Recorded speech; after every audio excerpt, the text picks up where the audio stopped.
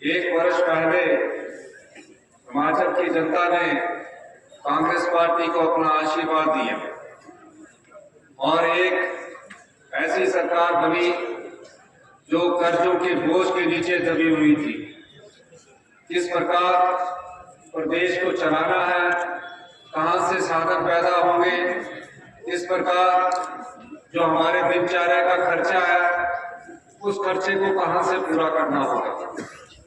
सत्ता बदली और कर्ज का बोझ सारा हिमाचल प्रदेश की जनता और हिमाचल प्रदेश की सरकार पर पड़ा।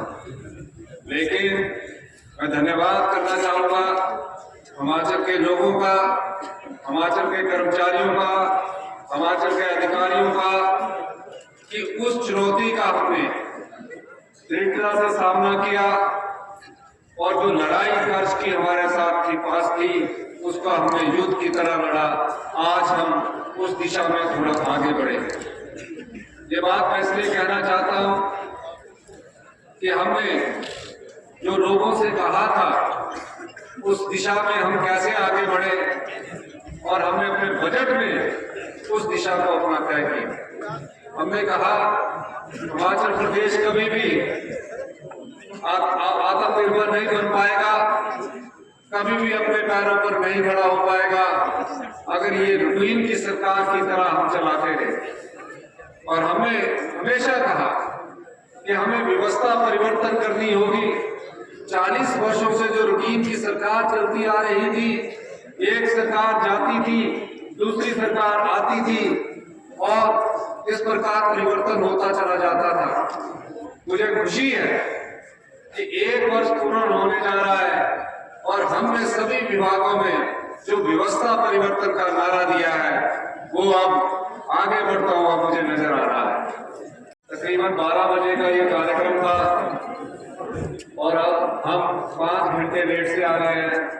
मैं जानता हूँ दूर दूर से गांव से हमारे साथी आए हैं, हमारे परिवार के लोग आए हैं और गाय भैंस रखी होती है, गाय धोने का भी समय हो गया है, लेकिन फिर भी आप यहाँ इतनी देर से आए हैं। मैं इतनी देर से आने के लिए मैं और मंत्री जी आपसे माफी चाहते हैं। सम्मानित, हमने सबसे पहले सबसे बड़ा पुण्य का कार्य उन बच्चों के लिए किया जो बच्चे अपनी माता को खो चुके हैं, अपने पिता को खो चुके हैं, उनका जीवन में कोई नहीं है, उनके लिए किस प्रकार सरकार साधन उपलब्ध करवाए।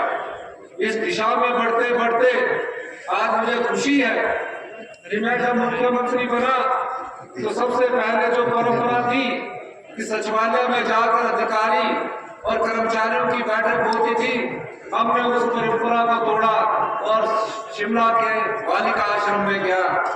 वहां मैंने उनसे कुछ सीखा और 10 महीने बाद हिंदुस्तान में पहला ऐसा कानून बनाया। आज तक हिंदुस्तान में ऐसा कोई कानून नहीं बना। जो भी बच्चे अपनी माता को खो चुके हैं, अपने पिता को खो चुके हैं, उनके लिए हम मुख्यमंत्री सुख आश्रय योजना लेकर आए। क्या है ये योजना? ये योजना ये है कि कोई भी बच्चा जो अनाथ हो चुका है, अगर अनाथ आश्रम में पढ़ता है, अपने चाचा जी के पास रहता है, अपने मामा जी के पास रहता है या अपने रिश्तेदारों के पास रहता है, पैदा होने से लेकर 27 वर्ष तक ये बच्चे, इन बच्चों का ख्याल सरकार रखेगी और इन्हें चिल्ड्रन ऑफ द स्टेट का दर्जा दिया।